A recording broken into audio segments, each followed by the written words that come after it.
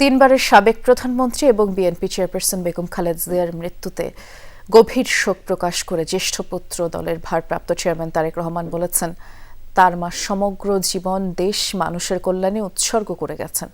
দুপুরে নিজের ফেসবুকে এক স্ট্যাটাস দেন তিনি।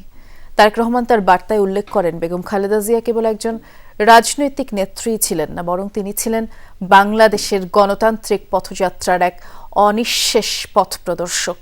তারেক রহমান তার ফেসবুক পোস্টে বেগম খালেদা জিয়াকে গণতন্ত্রের মা এবং বাংলাদেশের মা হিসেবে অভিহিত করেন। বলেন, আজ দেশ এমন একজন অভিভাবককে হারালো যিনি আজীবন স্বৈরাচার, ফ্যাসিবাদ, আধিপত্যবাদের বিরুদ্ধে লড়াই করেছেন। তিনি মায়ের ত্যাগের কথা স্মরণ করে লেখেন, স্বাধীনতা, সার্বভৌমত্ব, গণতন্ত্র প্রতিষ্ঠার সংগ্রামে বেগম জিয়ার নেতৃত্ব ছিল আপোষহীন।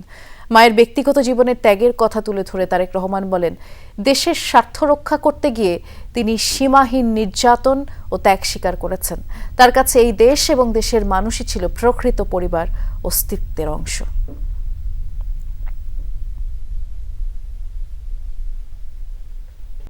মা, পিম্পল 5 দিনেই চলে যাবে। যাবে না মা।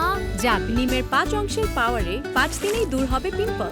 হিমালয়া পিউরিফাইং নিম ফেস ওয়াশ।